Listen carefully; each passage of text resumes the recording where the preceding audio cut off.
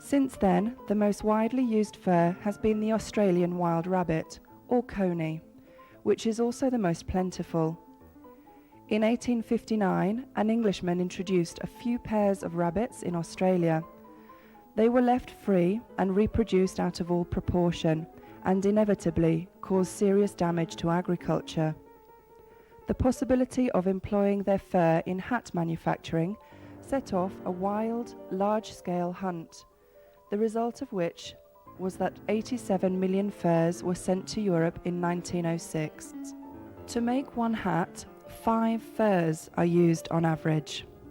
Felt is a non-woven fabric. It has the same consistency as cloth, but it does not result from weaving threads.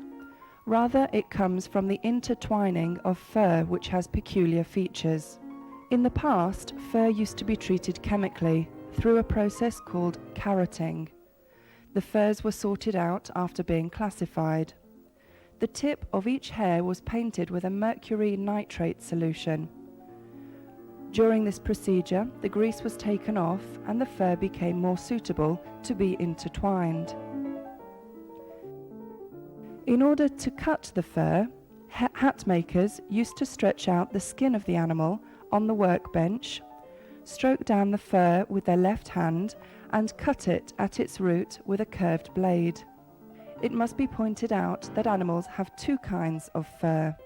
The outer one is thicker and longer and is of no use, whereas the fur which is closer to the skin is shorter and softer and is suitable for felting, having lateral strips and a fine tip.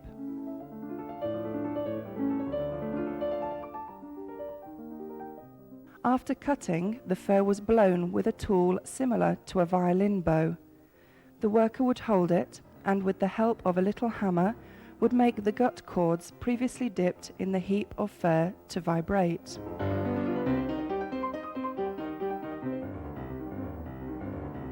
Later on, after weighing the good fur, he would form a cone shape like this. He would lay out a parchment on his workbench, pile half of the necessary fur on top in the form of a cone. Cover the fur with a shaped paper, leaving out the edges. Next, he added the rest of the fur, which would weld to the edges below.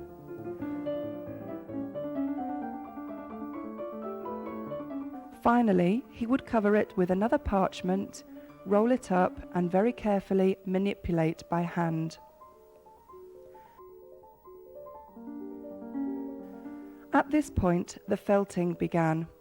The lower and higher external fur, which was not separated by the interposed modelled paper, started to weld, forming a felt cone, which was hollow inside, but even all around, as if it were one single cloth instead of 2 half cones joined together.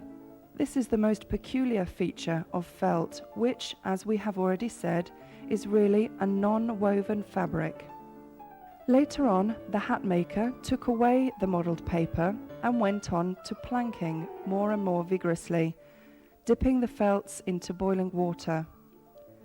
The tips of each hair would spontaneously curl when they came into contact with the hot water, and consequently, the texture of felt became much more compact. In order to understand how the felt welds closer and closer, you should think about an ear of corn placed in the sleeve of your jacket, pointing down. If you move your arm, the ear will move upwards. It will never move in the opposite direction due to the pointed tips. The same thing happens with the skins. Every movement pushes them closer together. They will never move further apart because of their scale-like edges. So each fibre penetrates deeper and deeper, forming a close-knit mesh, which is felt.